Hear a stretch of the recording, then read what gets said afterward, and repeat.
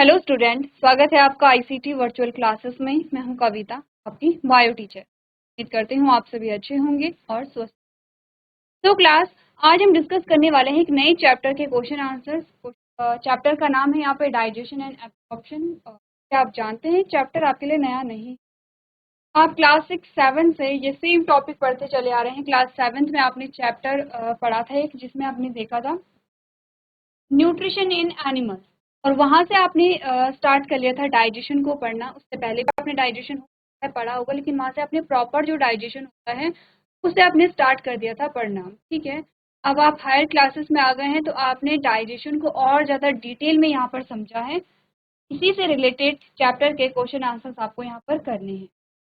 तो बहुत बेसिक से जो क्वेश्चन है यहाँ पर डाइजेशन से रिलेटेड, वो आपको आते हैं। आप समझते हैं डाइजेशन क्या होता है, क्यों होता है, अलग अलग जीवों में डाइजेशन अलग अलग प्रकार से होता है। अब चैप्टर के क्वेश्चन आंसर देखेंगे एक एक करके और समझेंगे क्वेश्चन कैसे आते हैं, किस लेवल के क्वेश्चन आते हैं। चैप्टर आप बचपन से पढ़ते चले आ रहे हैं, अब आपके पास चैप्टर जो है और डिटेल में आ गया है। अब आप ये समझेंगे कि चैप्टर में क्वेश्चन कैसे आते हैं। सबसे पहला क्वेश्चन आपसे पूछा गया, choose the correct answer from the following. आपको सही जो उत्तर यहाँ पे, ठीक है। चलिए, सबसे पहले आपने कहा गैस्ट्रिक जूस कंटेन। जो गैस्ट्रिक जूस होता है, गैस्ट्रिक जूस, क्योंकि यहाँ पे क्या होता है, आपने कहा गैस्ट्रिक ग्लैंड से निकलता है। गैस्ट्रिक ग्लैंड कहाँ होती है, तो गैस्ट्रिक जूस कहाँ से निकलेंगे, गैस्ट्रिक ग्लैंड से निकलेंगे। और गैस्ट्रिक ग्लैंड कहाँ पे प्रेजेंट होते हैं ये आपको समझना है।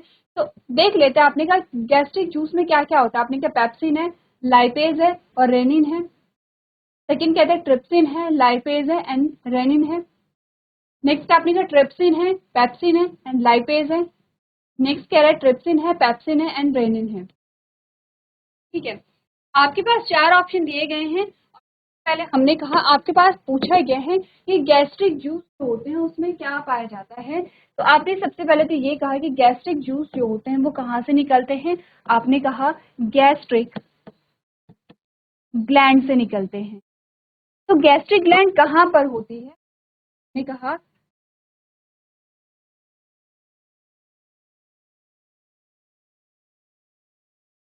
ये डायग्राम किस चीज का है, ये जो आपको ऑर्गन बताया गया है कौन सा ऑर्गन है ये, आपने कहा ये है आपका स्टमक। स्टमक है। स्टमक में हमने पढ़ा था, स्टमक में हमने क्या पढ़ा था यहाँ पे,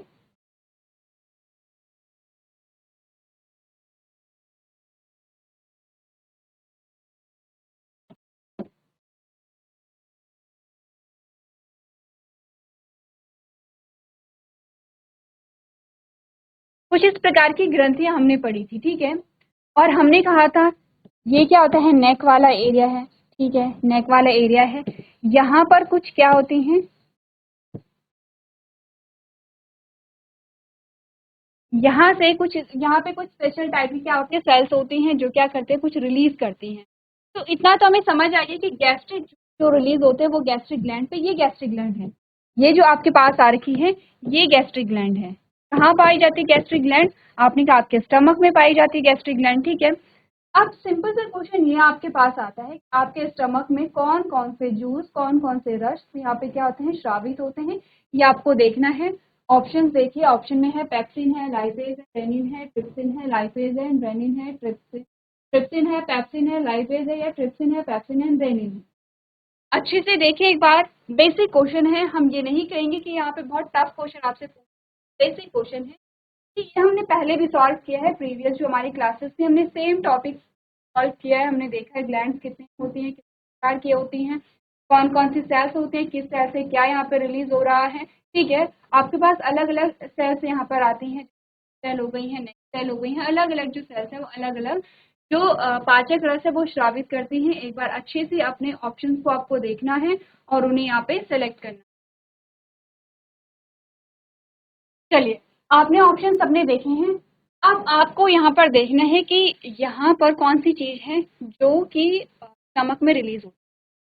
एक एक करके देखेंगे हम यहाँ पर, पेप्सिन, लाइपेज, रेनिन। ठीक है, हमारे पास ऑप्शन क्या है, एक तो पेप्सिन है, लाइपेज है, रेनिन है और ट्रिप्सिन। ठीक है, तो ये चार हमारे पास ऑप्शन आते हैं बेसिकली। तो हमने कहा कि इस ऑप्शन में क्या पेप्सिन, लाइपेज एंड रेनिन है, इसमें ट्रिप्सिन, लाइपेज एंड रेनिन है, इसमें ट्रिप्सिन है, पेप्सिन है, लाइपेज है, ट्रिप्सिन है, पेप्सिन। तो सबसे पहले तो हमने कहा यहाँ पर कि जो स्टमक है, स्टमक में एक चीज यहाँ पे स्रावित होती है जिसे हम कहते हैं पेप्सिनोजन। पेप्सिनोजन, ठीक है। पेप्सिनोजन जो होती है वो है इनएक्टिव फॉर्म, ठीक है, इनएक्टिव फॉर्म। पेप्सिनोजन कन्वर्ट होता है पेप्सिन में और ये होती है एक्टिव फॉर्म। यहाँ पर पेप्सिनोजन पेप्सिन में कन्वर्ट होता है किसकी वजह से? आपने कहा हाइड्रोक्लोरिक एसिड की वजह से, जिसे हम HCl लिखते हैं, ठीक है। किसकी वजह से है? हाइड्रोक्लोरिक एसिड, ठीक है। ये पेप्सिन क्या करेगा यहाँ पे? Digestion of protein. सबसे पहले ये समझिए मेनली किसका डाइजेशन होता है? मेनली की बात की गई, हमने कहा मेनली होता है प्रोटीन का डाइजेशन। प्रोटीन का डाइजेशन कौन करेगा? आपने कहा पेप्सिन करेगा, ठीक है। पेप्सिन करेगा तो सबसे पहले तो हमने कहा कि ठीक है, स्टमक में पेप्सिन तो रिलीज होता होगा, तो हमने पेप्सिन को यहाँ पे क्या कर लिया है? सेलेक्ट कर लिया। अब जिस ऑप्शन में पेप्सिन नहीं है उसे हम हटा लेंगे, ठीक है। तो आपने कहा एक तो इसमें पेप्सिन नहीं है, ठीक है, और बाकी के जो हमारे ऑप्शंस होते हैं उसमें पेप्सिन होता है, ठीक है। तो 3 ऑप्शन हमारे पास रह जाते हैं। अब 3 ऑप्शन में से हमें क्या करना है? सेलेक्ट करना। अब आते हैं थोड़ा सा ट्रिप्सिन पे।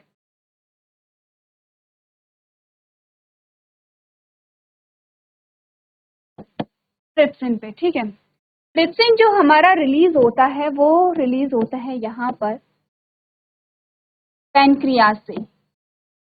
पैनक्रियाज से रिलीज होगा और कहाँ जाता है ये जाता है स्मॉल इंटेस्टाइन। फंक्शन इसका सेम है,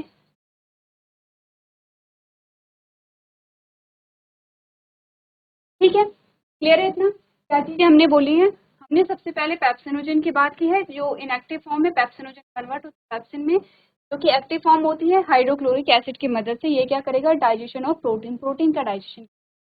अब हमने बात की ट्रिप्सिन जो रिलीज होता है वो पैनक्रियाज के द्वारा होता है। पैनक्रियाज से रिलीज होकर जाएगा कहाँ? स्मॉल इंटेस्टाइन में। काम क्या है इसका? इसने कहा कि ये भी क्या करेगा? प्रोटीन का डाइजेशन करेगा।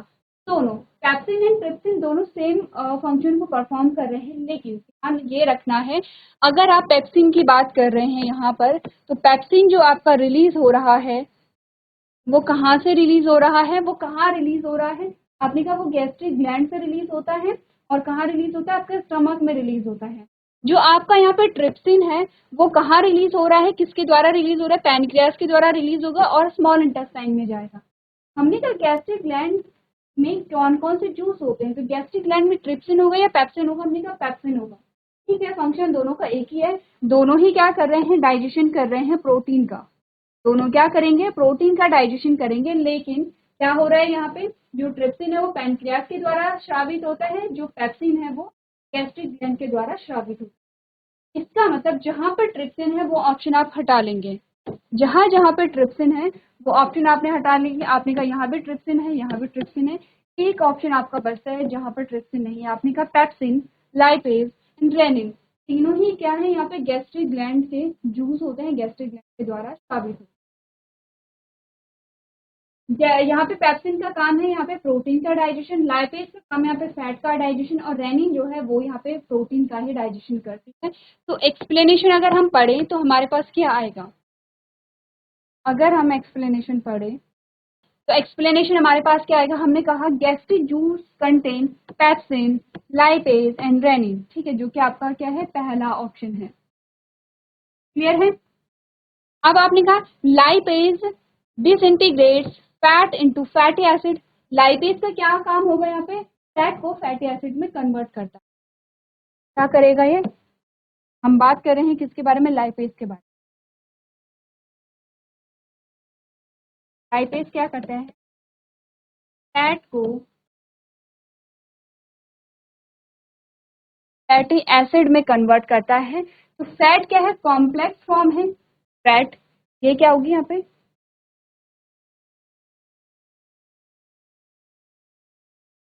फैट क्या है? कॉम्प्लेक्स फॉर्म है।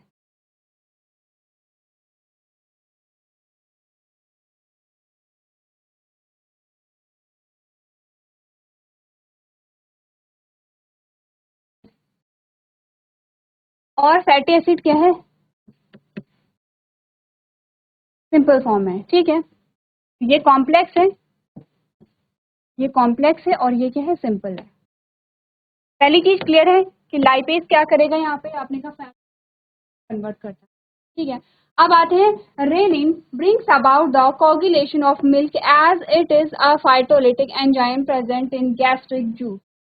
ठीक है, रेनिन क्या करेगा यहाँ पर? ये भी जो मिल्क होता है, मिल्क में आपने कहा मिल्क में जो प्रोटीन होता है उसका यहाँ पे क्या करेगा? डाइजेशन करेगा। आते पेप्सिन पे। Pepsin is produced in an inactive form pepsinogen. ये क्या होता है? इनएक्टिव फॉर्म में क्या होता है? रिलीज होता है। That is activated by hydrochloric acid. इसे क्या किया जाता है? एक्टिवेट किया जाता है पेप्सिनोजन को, और तब ये पेप्सिन में कन्वर्ट हो जाता है। Pepsin digest protein into peptones. ठीक है, और यहाँ पे उसमें डाइजेशन क्लियर है इतना। तो आपने इस क्वेश्चन से क्या क्या समझा? सबसे पहले तो हमने ये समझा कि गैस्ट्रिक जूस कहाँ से रिलीज होते हैं? गैस्ट्रिक ग्लैंड से। गैस्ट्रिक ग्लैंड कहाँ होती है? आपके स्टमक में होती है। आपके स्टमक में गैस्ट्रिक ग्लैंड से कौन कौन से जूस निकलते हैं? पेप्सिन है, लाइपेज है, रेनिन है। पेप्सिन का काम क्या है? लाइपेज का क्या है? रेनिन का काम क्या है? पेप्सिन एंड पेप्सिनोजन में क्या डिफरेंस होता है? पेप्सिन एंड ट्रिप्सिन का दोनों का फंक्शन सेम है, लेकिन ट्रिप्सिन कहाँ से रिलीज होता है? इन चीजों के बारे में हमने यहाँ पे क्या किया है? डिस्कशन। ठीक है, एक बार आप लोग क्या करेंगे? क्वेश्चन को पढ़ लेंगे, नोट नहीं करना है सिर्फ। चलिए तो आगे बढ़ते हैं और अगला जो प्रश्न है उसे देखते हैं। अगला जो प्रश्न आपसे पूछा गया है उसमें आपसे कहा गया है succus entericus is the name given to. एक नाम आपको दिया गया है जिसे हम सस्कस एंटेरिकस कहते हैं, और ये जो नाम है ये किसका नाम है? पहला ऑप्शन कह रहा है a junction between the ileum and large intestine. Ileum और लार्ज इंटेस्टाइन के बीच का जो जंक्शन है उसे कहते हैं। नेक्स्ट आपने का इंटेस्टाइनल जूस को कहते हैं। थर्ड आपने का स्वेलिंग इन गट, गट में जो स्वेलिंग है उसे कहते हैं। लास्ट अपेंडिक्स है उसे कहते हैं। ध्यान रखिए, एंटेरिकस जो वर्ड थोड़ा थोड़ा सिमिलर है, वो किस सिमिलर है? आपने कहा इंटेस्टाइन। ठीक है, ये जस्ट याद करने के लिए है कि जो ये शब्द है थोड़ा थोड़ा सिमिलर है इंटेस्टाइन। तो सक्सेस एंटेरिकस जो होता है वो इंटेस्टाइनल जूस को यहाँ पर कहते हैं। इंटेस्टाइनल जूस तो इंटेस्टाइनल ग्लैंड के द्वारा रिलीज होते हैं और इसमें कुछ पाचक रस होते हैं। क्या पढ़ा था? छोटी आंत में जो आपके स्मॉल इंटेस्टाइन होती है वहाँ मैक्सिमम डाइजेशन हो रहा है, जिसमें डाइजेस्टेड जूस पैनक्रियास से भी आ रहे हैं, लिवर से भी आ रहे हैं, और कुछ छोटी आंत यानी कि स्मॉल इंटेस्टाइन से भी रिलीज हो। अगर आपके पास यहाँ पर एक्सप्लेनेशन आता है तो आपने कहा succus entericus is the name given to intestinal juice. Intestinal juice को क्या दिया गया है? ये नाम दिया गया है। Intestinal juice is also known as a succus entericus which is produced by intestinal gland। कहाँ से प्रोड्यूस होती है? इंटेस्टाइनल ग्लैंड से, जो इंटेस्टाइन की जो ग्लैंड्स होती हैं। ठीक है, succus entericus contain a different enzyme. में अलग अलग एंजाइम्स होते हैं जैसे कि maltase, lipase, dipeptidase and a nucleosidase, to name a few. इनमें कुछ होते हैं जैसे कि माल्टेज क्या करेगा? माल्टोज का डाइजेशन करेगा। लाइपेज क्या करेगा? लिपिड का डाइजेशन करेगा। डाइपेप्टाइडेज एंड न्यूक्लियोसाइडेज ये क्या करेंगे? अलग अलग जो आते हैं जैसे कि न्यूक्लिक एसिड होते हैं। ठीक है, न्यूक्लियोसाइडेज जो न्यूक्लिक एसिड उनका डाइजेशन करेगा। इसीलिए हमने कहा कि जो स्मॉल इंटेस्टाइन में मैक्सिमम यहाँ पे क्या हो रहा है? डाइजेशन हो रहा है। ठीक है, आगे बढ़े। आगे आपके पास कॉलम है जिसे आपको मैच करना है। कॉलम वन को कॉलम सेकंड से, कॉलम फर्स्ट को कॉलम सेकंड से मैच करना है। आपने कहा बिलीरुबिन एंड बिलीवर्डिन है पहला, दूसरा हाइड्रोलिटिक ऑफ स्टार्च है, तीसरा डाइजेशन ऑफ फैट है, नेक्स्ट है सलाइवरी ग्लैंड है। ठीक है, इसमें है पैरोटिड है, बाइल है, यहाँ पे लाइपेजेस है और अमाइलेजेस है। तो आपको यहाँ पर क्या करना है? मैच करना। इजी है, इजी है आपके पास। और कॉलम में क्या होता है? जो आपको आ रहा है पहले वो आप मैच करेंगे, आंसर होगा। तो लास्ट में जो रह जाएगा आप। तो चलिए, इजी है। कॉलम फर्स्ट को आपने कॉलम सेकंड मैच किया तो इस प्रकार से है, क्योंकि आधे से ज्यादा आपके यहाँ पे क्या आ रखे थे? मैच हो रखा था। आपने क्या बिलीरुबिन एंड बिलीवर्डिन क्या होता है? बाइल होता है। ठीक है, ये बाइल में पाए जाते हैं। बिलीरुबिन एंड बिलीवर्डिन क्या होते हैं? ये पिगमेंट होते हैं। आरबीसी यहाँ पे क्या आपने कहा आरबीसी क्या होती है, रीजनरेट होती रहती है, नई आरबीसी बनती रहती है, पुरानी डिस्ट्रॉय होती रहती है, उसमेंट निकलते हैं, वो है बिलिरुबिन एंड बिलीवर्डिन। ठीक है, नेक्स्ट है हाइड्रोलिसिस ऑफ स्टार्च, तो इसका क्या आता है यहाँ पे, अमाइलेज। ठीक है, हाइड्रोलिसिस ऑफ स्टार्च यहाँ पे, तो अमाइलेज होता है, जो सलाइवरी अमाइलेज होता है, स्टार्च यानी कि कार्बोहाइड्रेट की बात हो रही है। ठीक है, डाइजेशन ऑफ फैट में हमने क्या कहा, लाइपेज, ये इसी से मैच होगा। और सलाइवरी ग्लैंड में क्या पाया जाता है, अमाइलेज। सलाइवरी ग्लैंड में का नाम क्या है, सलाइवरी ग्लैंड में, सलाइवरी ग्लैंड का नाम है पैरोटिड। तो आपको यहाँ पर क्या देखा गया है, एंड बिलीवर्डिन क्या है, बाइल में होते हैं। Hydrolysis of water of starch, hydrolysis of starch कौन करेगा, माइलेज करेगा। डाइजेशन ऑफ फैट कौन करता है, लाइपेज करता है। सलाइवरी ग्लैंड का नाम क्या है, पैरोटिड है। ध्यान रखिए, अगर आपके पास ये ऑप्शन नहीं होता और ये ऑप्शन नहीं होता, ठीक है, तो आप कहाँ जाते, सलाइवरी ग्लैंड का जो आप मिलान करते हैं वो अमाइलेज से करते हैं, क्योंकि सलाइवा में क्या होता है, सलाइवरी अमाइलेज होता है। सलाइवरी ग्लैंड आया है, ठीक है, सिर्फ सलाइवा होता तो आप सलाइवरी अमाइलेज पे जाते। सलाइवरी ग्लैंड आया है तो आप किस पे जाएंगे, यहाँ पे पैरोटिड पे जाएंगे। क्लियर है इतना, एक बार आप लोग कॉलम को देख लेंगे। चलिए तो आगे बढ़ते हैं और नेक्स्ट क्वेश्चन यहाँ पर प्रश्न हमसे पूछा गया है। सबसे पहले क्वेश्चन देखिए आपने कहा, why are villi present in the intestine and not in the stomach. अब देखिए ये बहुत बेसिक क्वेश्चन है, क्योंकि आप भी जानते हैं कि विलाई का फंक्शन क्या था। हमने ये देखा है कि विलाई सबसे पहले कहाँ प्रेजेंट होती है, आपको क्वेश्चन ही बता रहे हैं, इंटेस्टाइन में प्रेजेंट होती है। कौन से इंटेस्टाइन में होती है, स्मॉल इंटेस्टाइन में होती है। विलाई का स्ट्रक्चर देखा है हमने कहा, जैसे कि ये क्या है, स्मॉल इंटेस्टाइन, ठीक है, आपने इस प्रकार से कट किया तो आपने कहा जो स्मॉल इंटेस्टाइन है आपको इस प्रकार के कुछ दिखाई दे, ठीक है, ये स्मॉल इंटेस्टाइन है। अब आपने कहा स्मॉल इंटेस्टाइन अगर ऐसी होती और स्मॉल इंटेस्टाइन ऐसी में क्या डिफरेंस है, ये आपके पास क्या आती है, विलाई आती है, विलाई, ठीक है। हमने कहा विलाई सिंपली क्या कर रही है, सरफेस एरिया को बढ़ा रही है। सरफेस एरिया कैसे बढ़ाएंगे, आपने कहा इसका सरफेस एरिया सिर्फ इतना है, ठीक है, लेकिन इसका सरफेस एरिया कितना है, इतना है। ये लेबलिंग हटा लेते हैं, इसका सरफेस एरिया कितना है, इतना है, ठीक है। अब यहां से आपने कहा ये ठीक है, ये जो आप देख रहे हैं ये सेम है, लेकिन यहाँ से जो सरफेस एरिया है वो बढ़ जाता है। क्यों सरफेस एरिया बढ़ा है, क्योंकि हमने कहा यहाँ पे क्या होंगे, ब्लड वेसल्स होंगे अंदर, ठीक है, ये ब्लड वेसल्स हैं, और यहाँ पे क्या होगा, डाइजेस्टेड फूड होगा। जितना ज्यादा सरफेस एरिया होगा उतना ज्यादा डाइजेस्टेड फूड जो है वो कहाँ आएगा, एब्जॉर्ब होगा, ठीक है।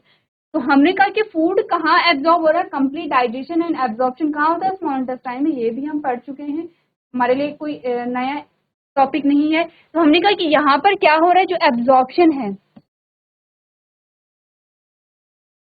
जो अवशोषण है, वो मैक्सिमम कब होगा, जब सरफेस एरिया ज्यादा होगा। सोचिए इतना सरफेस एरिया है, इतना यहाँ पे जो डाइजेस्टेड फूड है वो एब्जॉर्ब होगा, और यहाँ पे इतना बड़ा सरफेस एरिया है, तो इसीलिए ये क्या होगा, फूड एब्जॉर्ब होगा। इसीलिए विलाई होती है, माइक्रोविलाई भी होती है, प्रकार से आपने कहा माइक्रोविलाई भी आपने पढ़ी थी, ठीक है।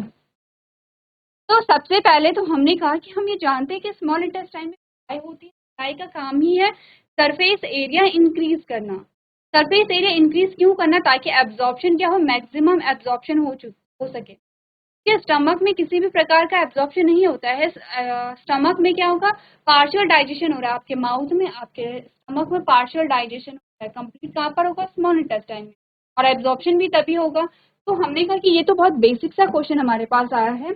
In small intestine the presence of villi cause an increase in the surface area for further efficient absorption of food, ठीक है। हमने कहा छोटी आंत में जो विलाई होती है वो सरफेस एरिया को बढ़ाती है, जिससे फूड का एब्जॉर्प्शन है, डाइजेस्टेड फूड का जो एब्जॉर्प्शन है वो मैक्सिमम हो सके। Since absorption of food mainly occurs in the small intestine, क्योंकि मुख्य रूप से जो भोजन का, पाचित भोजन का अवशोषण है वो छोटी आंत में होता है, इसीलिए villi are, that's why villi are found to be present in the intestine and not in the stomach. इसीलिए होती है वो कहाँ पाई इसीलिए जो विलाई होती है वो इंटेस्टाइन में पाई जाती है, नहीं पाई, ठीक है। नेक्स्ट इसी का बी है, आपने कहा why does pepsinogen change into its active form. क्यों पेप्सिनोजन जो होता है वो एक्टिव फॉर्म पेप्सिन में कन्वर्ट होता है, क्योंकि पेप्सिनोजन इनएक्टिव है, वो प्रोटीन का डाइजेशन नहीं करेगा। प्रोटीन का डाइजेशन तभी हो सकता है जब वो पेप्सिन में क्या होता है, कन्वर्ट होता है। ठीक है, तो हमने कहा pepsinogen is accumulated in the stomach walls and precursor for pepsin. Pepsinogen कहाँ एक्यूमुलेट होगा, स्टमक के वॉल में होगा, प्रिकर्सर होगा किसका, पेप्सिन का। Pepsinogen is converted into pepsin by the action of hydrochloric acid, hence the activated form of pepsinogen is pepsin। चलिए आगे बढ़ते हैं। आपने कहा what are the basic layers of walls of alimentary canal। Alimentary canal की basic layers कौन सी, basically आपसे पूछा गया है गट की लेयर के बारे में। और जब आपने गट की लेयर सबसे इंटरनल है, फिर इसके बाहर है, फिर इसके बाहर है, फिर इसके बाहर है। एक्चुअली में आप ये जो लेयर देख रहे हैं वो पूरी गट है। इस प्रकार से ये पूरा गट है, यानी कि ये आपका गट है। जब आपने इस प्रकार से कट किया यहाँ पे, तो आपको ऊपर से कैसा दिखा, इस प्रकार का दिखा है। आपको अपना क्या दिखाना है, गट की लेयर्स दिखानी है।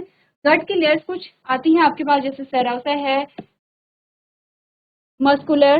मस्कुलरिस है, सब म्यूकोसा है एंड म्यूकोसा है। ये जो लेयर्स हैं, ये क्वेश्चन आपके लिए होमवर्क में, क्योंकि अच्छा क्वेश्चन है।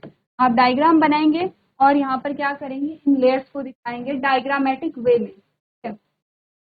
अब ये क्वेश्चन आपके लिए होमवर्क में है। नेक्स्ट जब हमारा सेशन स्टार्ट करेंगे, सबसे पहले हम स्टार्ट करेंगे इस क्वेश्चन से, और आपको कुछ इसी प्रकार से लेयर डायग्राम, कुछ बहुत कॉम्प्लेक्स नहीं है, डायग्राम इसी प्रकार का होगा। बस आपको ये बताना है यहाँ पर कुछ स्ट्रक्चर पाए जाते हैं, ये लेयर क्या है, ये स्ट्रक्चर क्या है, ठीक है, ये लेयर क्या है, ये लेयर क्या है, और ये लेयर क्या होती है। सिर्फ इतना आपको देखना है। आप क्या कर रहे हैं यहाँ पे, आपने कहा wall of the alimentary canal, it means कि आपको क्या बोला गया है, गट है। पूरा आपका जो डाइजेस्टिव ट्रैक है उसे हम गट कहते हैं। और आपने कहा कि आपके गट में कौन कौन सी लेयर होती है वो आपको यहाँ पर बतानी। एक बार आप लोग क्या करेंगे, क्वेश्चन को नोट कर लेंगे, ठीक है, और इस क्वेश्चन को आप लोग घर से करके लेके आएंगे, ठीक है। चलिए इस क्वेश्चन को हम यहाँ सॉल्व करेंगे, लेकिन पहले आप लोग घर करके लेके आएंगे, आपको समझ आएगा आपने कितना क्वेश्चन सॉल्व किया है और कितनी आपने सही लेबलिंग यहाँ पर। आगे बढ़ते हैं। आगे आपसे क्वेश्चन पूछा गया है, how does bile help in digestion of fat. जो बाइल होता है वो किस प्रकार से वसा के पाचन में सहायता करता है। सबसे पहले तो ये समझिए बाइल कहाँ से सिक्रीट हो रहा है, आपने कहा लिवर से सिक्रीट हो रहा है। कहाँ स्टोर होता है, आपने कहा गॉल ब्लैडर में सिक्रीट होता है। गॉल ब्लैडर से कहाँ जाएगा, आपने कहा स्मॉल इंटेस्टाइन में जाएगा। किसके द्वारा जाएगा, आपने कहा हिपैटिक डक्ट के द्वारा जाएगा, ठीक है। तो यहाँ पर ये जो बेसिक से वर्ड्स हैं ये आपको यहाँ पर ध्यान रखना, ठीक है। चलिए अब हमें बताना है बाइल किस प्रकार से फैट के डाइजेशन में हेल्प करता है। आपने कहा bile brings about the digestion of fat. It is a digestive juice that is produced by the liver and accumulates in gallbladder, क्योंकि हम अभी the bile juice contain bile salts such as biliverdin and bilirubin। इनमें कुछ bile salt होते हैं जिन्हें हम bilirubin and biliverdin कहते हैं, which disintegrates large fat globules into smaller globules for a pancreatic enzyme act on them easily। सबसे पहले हमने कहा कि बाइल जूस में कुछ क्या होते हैं, बाइल सॉल्ट पाए जाते हैं जिसे बिलीरुबिन एंड बिलीवर्डिन कहा जाता है। ये क्या करते हैं, which disintegrate large fat globules into smaller globules. ये क्या करते हैं, जो फैट के लार्ज ग्लोब्यूल्स होते हैं उन्हें स्मॉलर फॉर्म में कन्वर्ट यहाँ पर करते हैं for pancreatic enzyme to act on them easily. आपने कहा ये क्या करते हैं, फैट को स्मॉल ग्लोब्यूल में कन्वर्ट करते हैं, जिस पैनक्रिया से रिलीज होने वाले जो यहाँ पे जूस हैं, जो एंजाइम्स है, वो आसानी से उस पर काम कर सकें। This phenomenon is termed as a emulsification. इस प्रक्रिया को हम इमल्सिफिकेशन कहते हैं, यानी कि जो है वो लार्ज ग्लोब्यूल से स्मॉलर ग्लोब्यूल में कन्वर्ट हो रहा है, जिससे कि पैनक्रियाटिक एंजाइम्स उस पर क्या कर रहे हैं, एक्ट कर रहे हैं, उसका डाइजेशन कर रहे हैं। इसे कहते हैं इमल्सिफिकेशन ऑफ फैट, ठीक है। The bile juice is also known as to make the medium alkaline and activate lipase। हम देखिए इंपॉर्टेंट क्या है, एक तो इम्पॉर्टेंट है इमल्सिफिकेशन ऑफ फैट क्या होता है, आपसे डायरेक्ट क्वेश्चन पूछा जाता है इमल्सिफिकेशन ऑफ फैट क्या होता है। दूसरा आपने कहा कि यहाँ पर जो बाइल जूस है वो क्या करता है, मीडियम को एल्कलाइन बनाता है, और एल्कलाइन जब ये बनाएगा तो ये क्या करेगा, लाइपेज को एक्टिवेट करता है। ध्यान रखिए आपके डाइजेस्टिव ट्रैक्ट में जो मीडियम हो रहे हैं, चेंज हो रहे हैं, एसिडिक से एल्कलाइन हो रहा है, ठीक है। जैसे कि आपके माउथ का पीएच कुछ और था, आपके स्टमक का पीएच कुछ और था, आपके स्मॉल इंटेस्टाइन का पीएच कुछ और है। पीएच को भी आपको क्या करना है, ध्यान रखना है, ठीक है। इजी है। नेक्स्ट क्वेश्चन आता है, state the role of pancreatic juice in the digestion of protein. यहाँ पर आपने कहा कि जो पैनक्रियाटिक जूस है उसका क्या रोल होता है प्रोटीन के डाइजेशन में, वो आपको देखना है, ठीक है। इस क्वेश्चन को एक बार आप लोग पढ़ के लेके आएंगे, और जो होमवर्क में आपका क्वेश्चन है वो है इस प्रकार से, जो कि आप क्या करते हैं, जो एलिमेंट्री वॉल है या जो गट की डिफरेंट वॉल है वो आप लोग घर से बना करके लेके आएंगे और लेबल भी करके लेके आएंगे। तो आज के सेशन में हम इतना ही करेंगे। अभी तक क्लास में बने रहने के लिए आपका धन्यवाद।